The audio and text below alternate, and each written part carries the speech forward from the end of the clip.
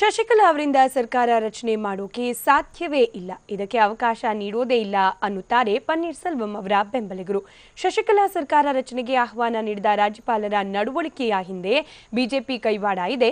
ರಾಷ್ಟ್ರಪತಿ ಚುನಾವಣೆಗೆ ಎಂಪಿಗಳನ್ನ ಒಟ್ಟು ಹಾಕೋಕೆ ಬಿಜೆಪಿ ಪನ್ನೀರ್ ಸೆಲ್ವಂ ದಾಳವಾಗಿದ್ದಾರೆ ಅಂತ ಶಶಿಕಲಾ ಬಣ ಆಪಾದಿಸಿದೆ.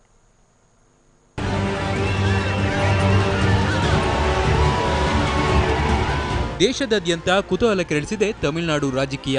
ಅಣ್ಣಾ ಡಿಎಂಕೆ ಪ್ರಧಾನ ಕಾರ್ಯದರ್ಶಿ ಶಶಿಕಲಾ ಮುಖ್ಯಮಂತ್ರಿ ಆಗ್ತಾರಾ ಇಲ್ವಾ ಅನ್ನೋ ಪ್ರಶ್ನೆ ಒಂದು ಕಡೆಯಾದರೆ, ಇನ್ನೊಂದು ಕಡೆ ಹಾಲಿ ಮುಖ್ಯಮಂತ್ರಿ ಪನ್ನೀರ್ ಸೆಲ್ವಂ ಬಹುಮತದ ಶಾಸಕರ ಮನ ಗೆಲ್ತಾರಾ ಎನ್ನುವುದು ಕುತೂಹಲ ಮೂಡಿಸಿದೆ.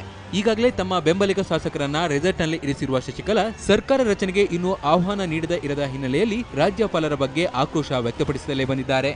ತಾಳ್ಮೆಗೆ ಮಿತಿ ಇದೆ, ಇನ್ನೂ ಹೋರಾಟದ ದಾರಿ ಹಿಡಿಯುತ್ತೇವೆ ಎಂದು ದೆಹಲಿಗೆ ಶಾಸಕರನ್ನ ಕೊಂಡೊಯ್ದು ರಾಷ್ಟ್ರಪತಿ ಎದುರು ಪೆರೇಡ್ಗೂ ಸಿದ್ಧತೆ ನಡೆದಿದೆ. ಶಶಿಕಲಾಗೆ ಸವಾಲು ಹಾಕಿರುವ ಪನ್ನೀರ್ ಸೆಲ್ವಂಗೆ ಬಿಜೆಪಿಯ ಕುಮ್ಮಕ್ಕು ಇದೆ. ಸೆಲ್ವಂ ಮೂಲಕ ಅಣ್ಣಾ ಡಿಎಂಕೆ ಎಂಪಿಗಳನ್ನ ತಮ್ಮ ತೆಕ್ಕೆಗೆ ಹಾಕಿಕೊಳ್ಳುವ ಯತ್ನವನ್ನ ಬಿಜೆಪಿ ನಡೆಸುತ್ತಿದೆ ಎಂದು ಶಶಿಕಲಾ ಬೆಂಬಲಿಗರು ಆರೋಪಿಸಿದ್ದಾರೆ. ಎಂಪಿಗಳು ಬೇಕು ಅಂತ ಹೇಳಿ ಪನ್ನೀರ್ ಸೆಲ್ವಂ ಹೇಳಿಕೊಟ್ಟು ಇದನ್ನ ಪರ್ಚೇಸ್ ಮಾಡ್ತಾ ಇರೋದು ಯಾರು ಅಂತ ಅನುಮಾನ ಬರ್ತಾ ಇದೆ. ಇವಾಗ ಪರ್ಟಿಕ್ಯುಲರ್ ಅಬೌಟ್ ದ ಎಂಪಿಸ್, ಅದಕ್ಕೆ ಕಾರಣ ಏನು, ಯಾರಿದ್ದಾರೆ ಅಂದರೆ ಇದು ಕೈವಾಡ ಇದೆ. ನನಗೆ ನನ್ನ ಓನ್ ಒಪಿನಿಯನ್, ನನ್ನ ಸೆಂಟ್ರಲ್ ಗೌರ್ಮೆಂಟ್ ಇದರಲ್ಲಿ ಇದೆ ಅಂತ ಓಪನ್ ಆಗಿ ಹೇಳ್ತಾ ಇದ್ದೀನಿ. ಇವರಲ್ಲಿ ಅಡ್ರೆಸ್ಸೇ ಇಲ್ಲ ತಮಿಳುನಾಡಲ್ಲಿ ಬಿಜೆಪಿ. ಯಾಕೆ ಹಿಂಗೆ ಮಾಡ್ತಾರೆ ಅಂತ ನಮಗೆ ಅರ್ಥ ಆಗುತ್ತಾ ಇಲ್ಲ. ಅದರಿಂದ ಇವರಿಗೆ ಪ್ರೆಸಿಡೆಂಟ್ ಎಲೆಕ್ಷನ್ಗೆ ಏನೋ ಎಂಪಿಗಳು ಯೂಸ್ ಆಗ್ಬೋದು ಏನೋ ಗೊತ್ತಿಲ್ಲ.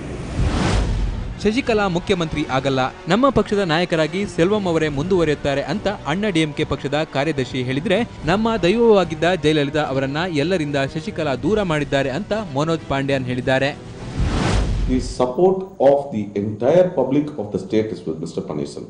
ಪನ್ನೀರ್ ಸೆಲ್ವಂ ಬಣಕ್ಕೆ ದಿನೇ ದಿನೇ ಶಾಸಕರು ಸಂಸದರು ಸೇರ್ಪಡೆಯಾಗುತ್ತಿದ್ದಾರೆ. ನಮ್ಮೆಲ್ಲರ ಆರಾಧ್ಯ ದೈವವಾಗಿದ್ದ ಜಯಲಲಿತಾ ಅವರನ್ನು ಎಲ್ಲರಿಂದಲೂ ದೂರ ಮಾಡಿದ್ದ ಶಶಿಕಲಾಗೆ ಈಗ ಪಕ್ಷ, ಅಧಿಕಾರ ಎಲ್ಲವನ್ನೂ ಕಾನೂನು ಮೀರಿ ಕಬಳಿಸುವುದಕ್ಕೆ ಅವಕಾಶ ಸಿಗೋಲ್ಲ. ಇಂದು ಸುಪ್ರೀಂ ಕೋರ್ಟ್ ಅಕ್ರಮ ಆಸ್ತಿ ಪ್ರಕರಣದ ತೀರ್ಪು ನೀಡಿದ ನಂತರ ರಾಜ್ಯಪಾಲ ವಿದ್ಯಾಸಾಗರ್ ರಾವ್ ಸರ್ಕಾರ ರಚನೆ ಬಗ್ಗೆ ಒಂದು ತೀರ್ಮಾನಕ್ಕೆ ಬರುವ ಸಾಧ್ಯತೆ ಇದೆ.